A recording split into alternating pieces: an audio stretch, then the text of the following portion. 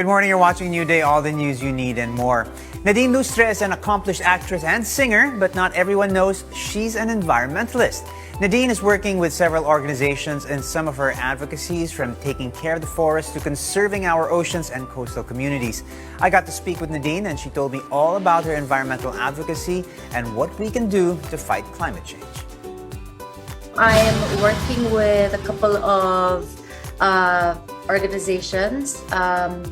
One is 88K Trees.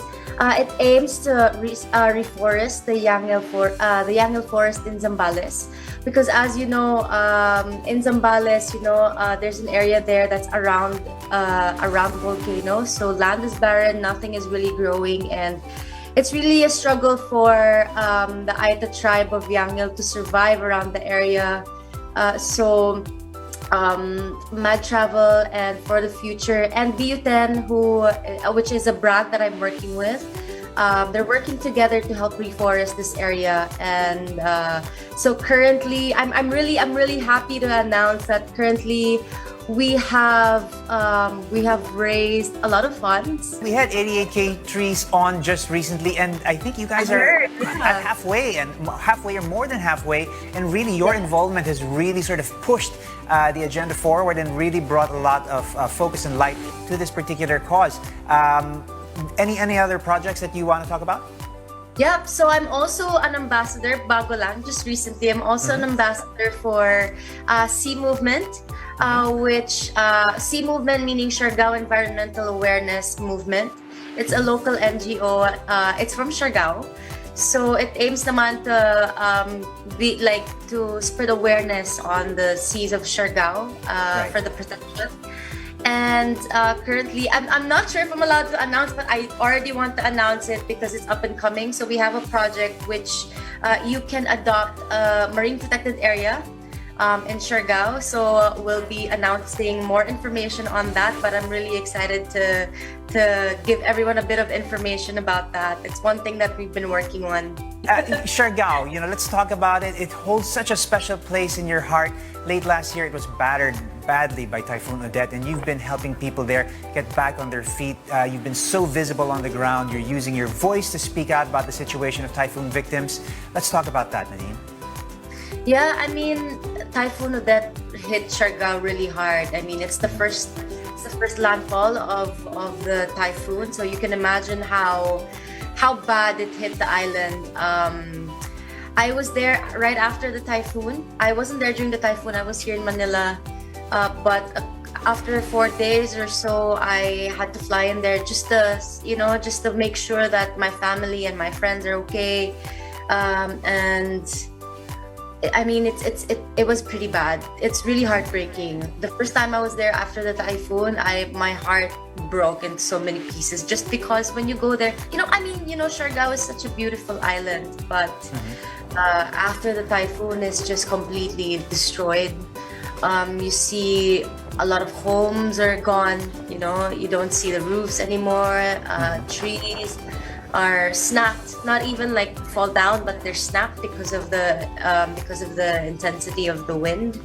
A lot of businesses are shut down, obviously, but I'm happy to tell everyone that, because I was there for Holy Week, and I'm really happy with what I saw. Everything from the mountains being brown with dead trees and plants.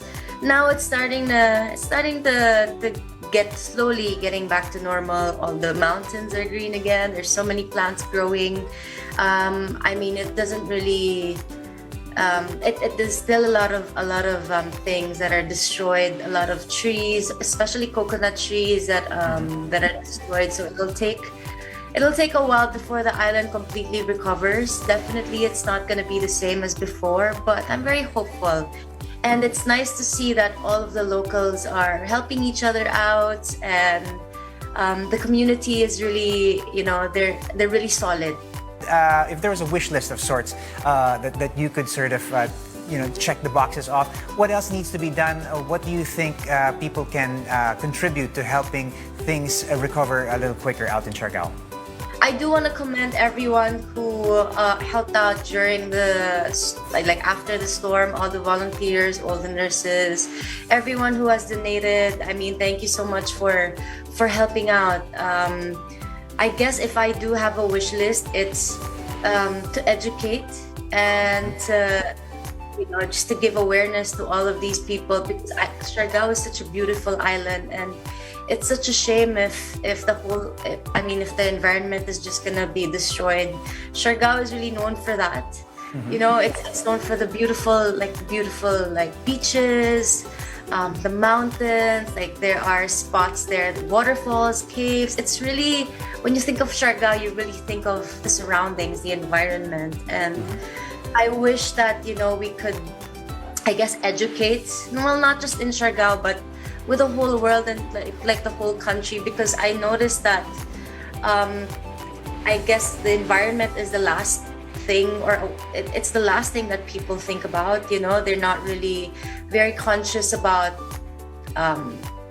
like where they put their trash. They just, based on my experience, just because I've seen it, like people would just leave their trash everywhere. They wouldn't really clean up after themselves. So definitely awareness and education. I guess it's to switch to more greener solutions, because in Siargao, in one of the areas they built a seawall a couple of years back, and I personally, I don't really think that a seawall is a good idea, just because during the storm surge, it kind of became a wrecking ball and just started this, because it broke down, and it was getting pulled back, was getting pulled by the storm surge, by the water. So it destroyed a lot of homes. Thankfully, no one was really hurt. There were no no one really died from the incident, but it's really dangerous. So I'm hoping that we could switch to more like greener solutions, like maybe start planting, the mangroves again. Mangroves are a natural, barrier against this, and it's a solution that's always been there. Sometimes we overthink it, and sometimes the solution is right there, right in front of our nose. Now, on the subject of awareness, you're championing the cause of environmentalism actually being included in the school curriculum. And that sounds like a great idea, and I think this would really sort of help bring focus and awareness to these very issues. That's a great idea. How do you think we can move this idea forward? I mean, like what you said earlier, add it probably to the curriculum. Teach the kids to love the environment, to love everything that's around them, and to be more conscious. It's as simple as teaching them where to throw the trash properly, because growing up, when I was in elementary, I would walk home from school. So if I see like pieces of plastic or wrappers on the ground, I would pick it up and throw it in the trash can. It's as simple as that. It starts in your home, honestly. And I think now is the right time for all of us to educate everyone else, because of the climate emergency. It's really dangerous, and I really feel for the next generation, because there's so many things that are going on this planet, and apparently, we only have 3 years to reverse everything. There's really a climate emergency, so it's scary to think that we don't know what's going to happen in the future. It's so great to hear people who have the platform that you have, using your voice to shine some light on the urgency of this issue. We all know that environmentalism is close to your heart. It will be your advocacy for